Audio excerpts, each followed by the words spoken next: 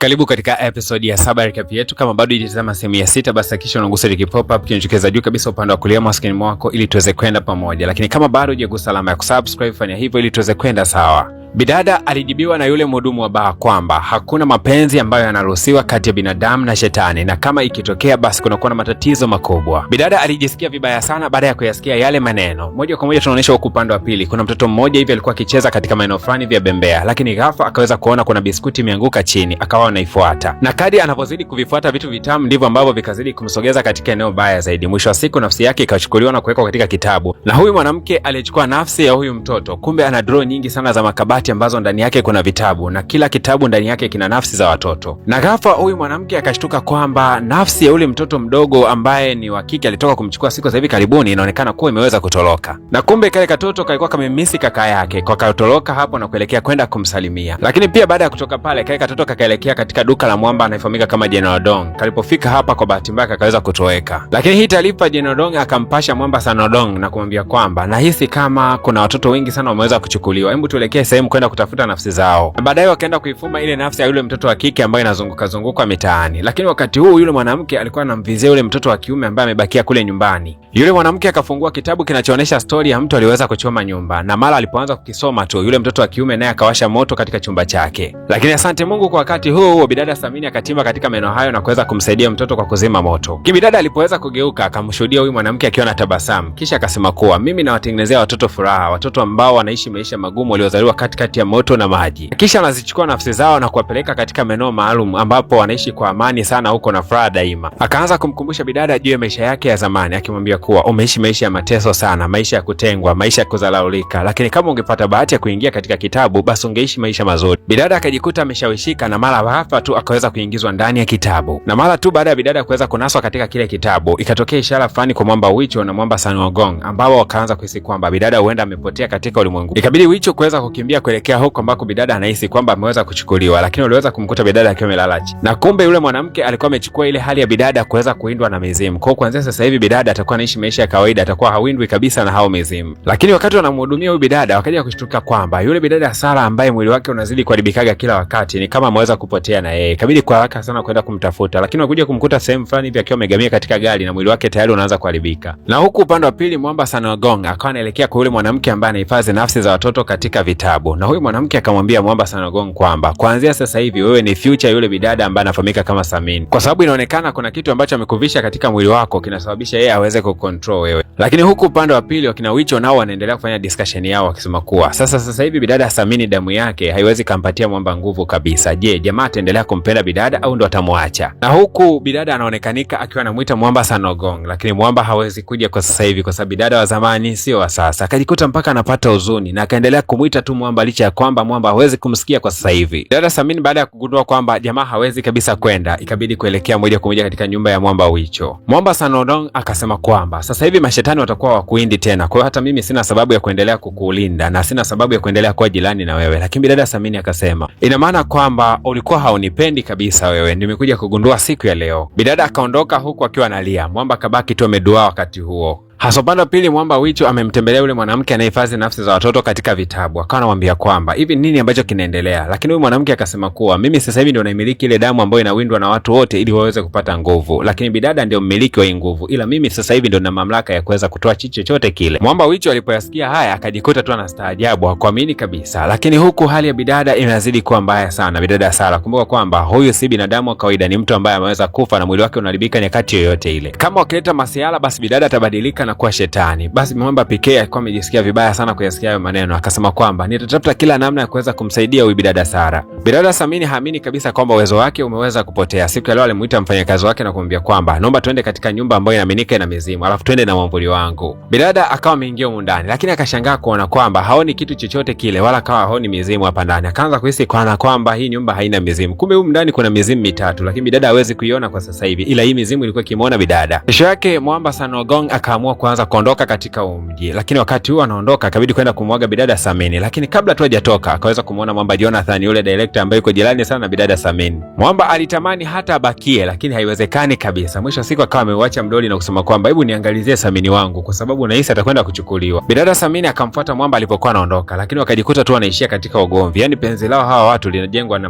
mabishano, maugomvi kila mara. Baadaye kidogo kaka director anaonekana akiwa ameketi na bidada Samini, na wakati huo wanapiga story katika maeneo haya ya mgahawa. Bidada akaweza kumuona yule kijana wa kiume ambaye dada yake nafsi yake imeweza kuchukuliwa na kunasishwa katika kitabu. Mdogo anaamini kwamba bidada Samini ana uwezo wa kuona mizimu, akawa anamuomba aweze kuzungumza na mdogo wake kupitia huyu dada, lakini bidada akawa anashindwa kumjibu huyu mtoto kwa sababu uwezo huo kwa sasa hivi hana. Leo tena Mwamba Wicho ametimba kwa huyu mwanamke ambaye anahifadhi watoto katika vitabu, akawa anamwambia kuwa naomba umwachilie yule mtoto wa kike ambaye umeweza kumfungia, lakini huyu mwanamke akasema kwamba humu nilimeweza kumfungia ndo mna amani na furaha daima, kwa hiyo siwezi nikamwachilia. Mwamba PK baada ya kufanya utafiti wake akaja kugundua kwamba kumbe huyu mwanamke Sara anaoza ni kwa sababu tu ya bidada Samini. Kwa kama Samini atakuwepo jirani na huyu bidada na huyu bidada akaweza kumtafuna, basi huyu bidada ataendelea kuwa vizuri kabisa. Mwamba PK akaenda kumchukua bidada Samini na kumletea huyu bidada Sara, lakini bidada Sara akawa amemkumbatia tu, hakutaka kabisa kuweza kumtafuna. Hii inaonyesha kwamba bidada bado anajitambua na hataki hizo matendo ya kikatili. Na wakati huo Mwamba Wicho ndo alikuwa anaingia katika eneo hili, na Mwamba Wicho akamweleza bidada kwamba yule mwanamke amekataa kabisa kuiachilia ile nafsi ya mtoto wa kike aliyemchukua siku za hivi karibuni. Bidada Samini akakasirika na kumfuatia yule mwanamke yeye mwenyewe, na bidada akapitiliza mpaka katika kile kitabu ambacho kimeweza kuchukua nguvu zake, lakini alipoweza kukuta kile kitabu akashangaa kwamba ameweza kuingia ndani ya kile kitabu lakini hawezi kutoka. Kwa lugha nyepesi ni kwamba bidada nguvu zake zote zilikuwa zimewekwa ndani ya hicho kitabu. Mwamba Sanogong naye akatimba katika mitaa hiyo akamwambia yule mwanamke, nifundishe namna gani ya kuweza kuzitoa hizo nafsi katika vitabu, lakini huyu mwanamke akasema hapana, siwezi nikakufundisha. Mwamba akamtukana huyu mwanamke na kumwambia kwamba ulichukiwa kutokea mwanzo wa ulimwengu mpaka dakika hii utaendelea kuchukiwa na watu. Haya maneno yalimkela sana huyu mwanamke, akajikuta amekasirika na kupasuka, lakini ghafla tu zile nafsi zote zilizokuwa ameweza kuzifungia zikaweza kuachiliwa. Na mara ghafla na yule bidada ile sura yake alikuwa amenasisha katika kitabu ambayo ndio ilikuwa inabeba uwezo wake moja kwa moja ikarudi katika mwili wake. Kwa hiyo bidada kwa sasa hivi atakuwa anaendelea kuindwa na mashetani kama kawaida, na nguvu zake za kuweza kumtawala yule jamaa zimerudi tena. Na kale katoto ka kiume ambako kanamtafutaga sana dada yake kanataka kuongea naye, na kenyewe pia kakaweza kuwa adopted na yule mfanyakazi wa bidada Samini. Sasa kila bidada anapokuwa na uwezo wake anakuwa na uwezo wa kuweza kumtawala Mwamba huyu Sanogong. Moja kwa moja akawa amemuita na kumwambia kwamba nataka nikukisi. Akawa amemkisi jamaa kipasavyo yani. Baadaye akawa ameshikana mikono na tayari wanazidi kutembea katika mitaa. Huu mwaka ni mwaka wa kuforce. Yani bidada penzi lake lazima alifosie kwa huyu Mwamba mpaka litatiki. Sasa kama tunavyojua wote kwamba Wicho ni mtu maarufu kidogo katika nchi, na siku ya leo kulikuwa na shughuli ya ukimbizaji wa mwenge. Mwamba akawa ndo anaongoza kikosi hicho cha ukimbizaji wa mwenge. Watu wengi sana walikuwa wametanda katika maeneo ya barabara. Lakini ghafla tu kuna kibaka mmoja akaweza kumfuata Mwamba Wicho na kuweza kumpiga na kisu katika eneo fulani la tumbo. Taarifa ghafla zikasambaa katika mitandao ya kijamii zikionyesha kile ambacho Mwamba Wicho ameweza kufanyiwa. Lakini bidada Samini akabaki anashangaa kwa kusema kwamba haiwezekaniki kabisa huyu jamaa aweze kuangushwa kwa kuchomwa na kisu. Huyu jamaa ana uwezo mkubwa. Lakini bidada Samini akaja kugundua kwamba huyu mtu ambaye alikuwa anataka kufanya mauaji alikuwa anataka kumuua mtu ambaye anafahamika kama Daysan. Lakini Mwamba Wicho akaweza kujitokeza mbele yake na kuweza kuzuia kile tukio la mauaji. Na kitendo hiki cha Mwamba Wicho kuweza kumsaidia binadamu katika kiwango kile, basi ni kiwango ambacho kinamuongezea credit na kujikuta kuwa anapanda nafasi zaidi katika ile nafasi. Na kwa sababu Mwamba ni mtumishi wa Mungu na ana mpango wa kuja siku moja kukaa mbinguni, basi anaamini kwamba atapata nafasi nzuri zaidi. Na huku bidada Sara alikuwa akimshukuru bidada Samini na kusema kwamba umenisaidia sana, angalau sasa hivi hali yangu inaendelea vizuri. Na kumbe ni kwamba ili bidada Sara aweze kuwa na hali nzuri, basi lazima bidada Samini awe na uwezo wake ule wa kawaida, ndio bidada anaweza kaendelea vizuri. Na mpaka dakika hii bidada Sara yuko fresh kabisa. Lakini Mwamba Sanogong akamwambia huyu bidada kwamba una nafasi ya kuchagua. Kama ukiendelea kubakia binadamu hivyo katika maisha haya, siku moja utakuja ubadilike na kuwa shetani mkubwa. Ila kikubwa zaidi unatakiwa kuchagua siku gani ambayo unataka kupotea katika ulimwengu. Bidada akasema siku hiyo nitaitafuta pindi nitakapoipata familia yangu, lakini pindi nitakapokuja kumgundua mtu aliweza kusababisha mimi niweze kufa. Upande wa pili katika maeneo ya mamboga bana, kuna mti ambao unatakiwa kukatwa, lakini kila mtu aliyejaribu kukataga huu mti alijikuta anapata shida sana. Leo alikuja mwamba mmoja ambaye ni mtaalamu na anataka kukata huu mti, na mwekezaji amewekeza zaidi ya milioni 10 kwamba kwa mtu yote atakayekata mti huo basi atapewa hiyo milioni 10. Aisee, ni mwamba mmoja akaichangamkia hii fursa haraka sana. Jamaa alihangaika sana kuwasha ile chainsaw yake, lakini mwisho wa siku alikuja kumezwa na ule mti. Wakati huo Mwamba Wicho yuko nyumbani anashuhudia katika television watu wanamuombea kwa nguvu sana wakisema kwamba Wicho tafadhali upone haraka. Na kwa kuwa Mwamba aliweza kuchomwa kisu mbele za watu, ndio maana akaamua kuigiza kana kwamba ni mgonjwa, kwa sababu kama asingefanya hivyo watu wangeweza kushtukia kwamba jamaa yeye ni shetani. Hasa kumbe jamaa yuko nyumbani anakula bata tu, anawashuhudia watu wanavyoomboleza kule nje, tunakuombea Wicho uweze kupona. Jamaa akajigundua kwamba anapendwa na watu mpaka kiasi hiki, akajikuta mpaka anaanza kutilika na machozi. Lakini taarifa za kushangaza ni kwamba kuna wanawake wengi wakaanza kujitokeza kwa kusema kwamba nimeweza kuzaa na Wicho, alafu sasa hivi anaweza kafa tu